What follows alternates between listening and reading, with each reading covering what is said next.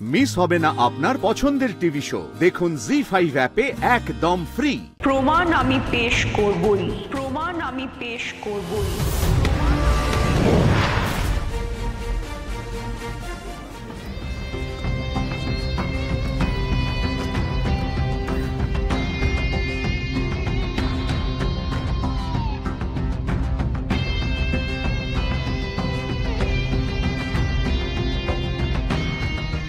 Case number 08041996 state versus प्रतिमा বিশ্বাস। Proceed. ধর্মাবতার 15 বছর আগের প্রতিমা বিশ্বাসের কেসের পুলিশের চার্জশিটের সমস্ত সাক্ষ্য প্রমাণের ইঙ্গিত একদিকেই যাচ্ছে। ভিকটিম অর্ধেন্দু বিশ্বাসকে পয়জন দেওয়া হয়েছিল। ঘটনার দিন প্রতিমা বিশ্বাসের স্বামী অর্ধেন্দু বিশ্বাসের জন্মদিন উপলক্ষে নিজে হাতে প্রতিমা বিশ্বাস পায়েস রান্না করেছিলেন, আর সেই পায়েসেই বিষ দেওয়া হয়েছিল, আর সেই পায়েস খেয়েই অর্ধেন্দু বিশ্বাস মারা গেছে। It's an open and short case, your honour. সুতরাং প্রতিমা বিশ্বাসী যে প্রকৃত অপরাধী এই বিষয়ে সন্দেহের কোনো অবকাশ নেই। I object, your honour. প্রতিমা বিশ্বাসী যে বিষ মিশিয়েছিলেন তার কি প্রমাণ আছে? Objection overruled.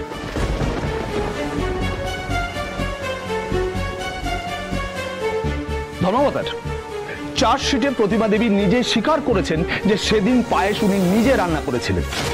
সেই চার্জশিটের কপি আমি এক্সিবিট করছি।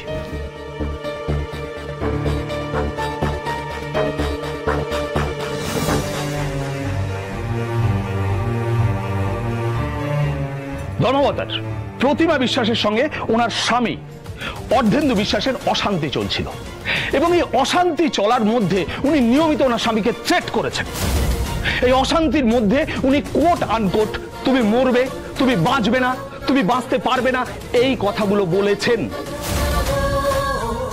এই সমস্ত উত্তপ্ত বাক্য বিনিময়ে ওনার ছোট যা বাণী বিশ্বাস এবং প্রতিবেশীরা সাক্ষ্যদানের সময় স্বীকার করেছেন। ধর্মাবতার এর ঠিক 3 দিনের মধ্যে অর্ধেন্দু বিশ্বাসকে হত্যা করা হয়। পোস্টমর্টমের রিপোর্ট অনুযায়ী পায়েসে যে বিষ পাওয়া গেছে সেই বিষ অর্ধেন্দু বিশ্বাসের স্টমাকেও পাওয়া গেছে। এই সমস্ত সাক্ষ্য প্রমাণ এবং তথ্য বিচার করার পরে সন্দেহের কোনো জায়গাই নেই যে প্রতিমা বিশ্বাসী অর্ধেন্দু বিশ্বাসের খুনি।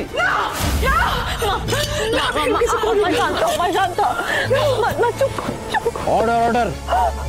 চুপ করো বাবা, শান্ত। আমি জানি তুমি অনেক কথা বলতে চাইছো, কিন্তু পারছো না। আজ আমি তোমার হয়ে কথা বলবো মা।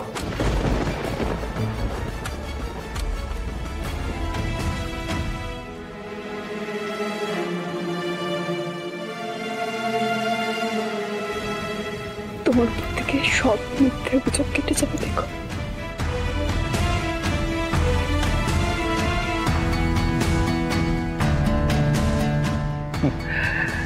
ধর্মাবতার আমরা কি এখন আদালতে মার মেয়ের আবেগপূর্ণ দৃশ্য দেখব? অ্যাডভোকেট জোনাকি বিশ্বাস নতুন, উনি হয়তো জানেন না যে আদালতে আবেগ নয়, আইন আর প্রমাণ চলে। অ্যাডভোকেট বিশ্বাস, আপনি আদালতের নিয়ম মেনে চলুন, যথেষ্ট প্রমাণ পেশ করুন। Pardon me, Your Honor.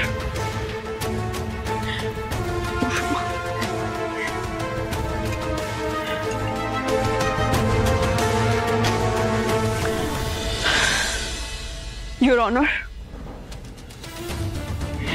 এটা কিন্তু এখনো প্রমাণিত হয়নি যে প্রতিমা বিশ্বাসী অর্ধেন্দু বিশ্বাসের খুনি, কারণ উনি নিজ মুখে বয়ানি দিতে পারেননি, আর পায়েসে তো বিষ অন্য কেউ মেশাতে পারে। আপনি কি সেই প্রমাণ আদালতের সামনে দেখাতে পারবেন?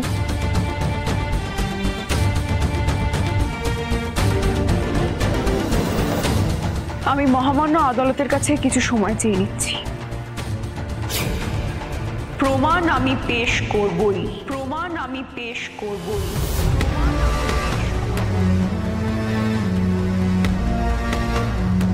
ইওর অনার, আমার লার্নেড ফ্রেন্ড আদালতে সময় নষ্ট করছেন আর বিচার প্রক্রিয়াকে দীর্ঘায়িত করছেন।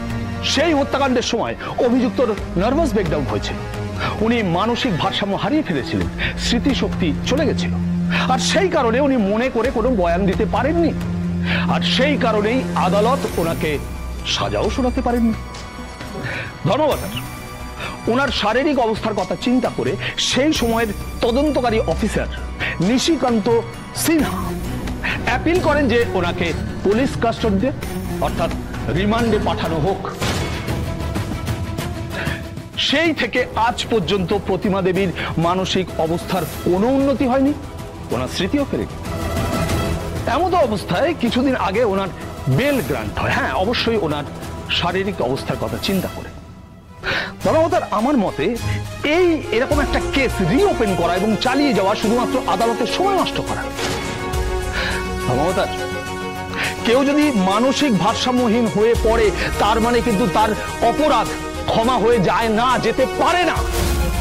তাই আমি আদালতের কাছে অনুরোধ করছি এরকম একটা ওপেন অ্যান্ড শার্ট কেসের জন্য সময় নষ্ট না করে আদালত অভিযুক্তকে উপযুক্ত শাস্তি দিক।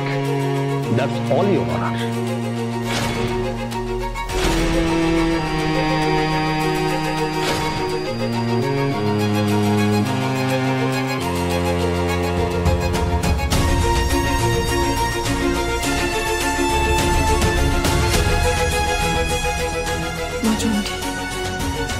সত্যিটা যেন সবার সামনে আনতে পারি।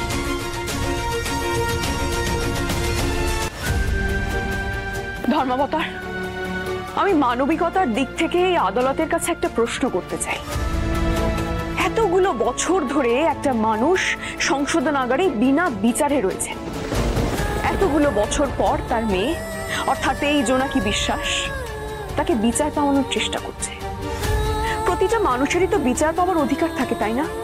নাকি উনি স্মৃতি হারিয়ে ফেলেছেন বলে ওনার বিচার পাওয়ার অধিকারটাও হারিয়ে গেছে?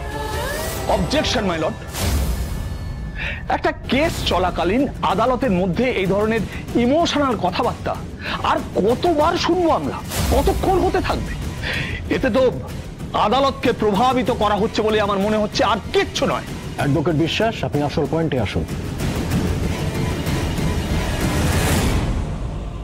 ক্ষমা করবেন ধর্মবতার, কিন্তু একজন মেয়ে যখন তার মায়ের জন্য লড়াই করে, তার মাকে সুবিচার পাওয়ানোর চেষ্টা করে, তখন কি আবেগ আসবে না ধর্মবতার?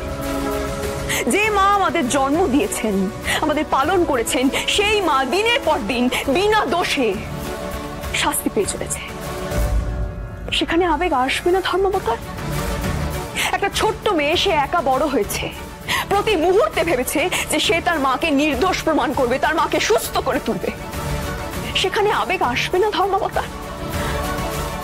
মানুষ কি আবেগ ছাড়া বাঁচতে পারে?